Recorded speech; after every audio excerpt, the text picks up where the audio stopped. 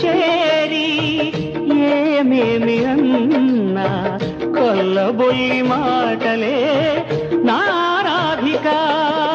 చెలువల చీరలు దోచిన చిన్నెలు చాలవా, ద్రౌపది మానము కాచిన మంచిని చూడవా.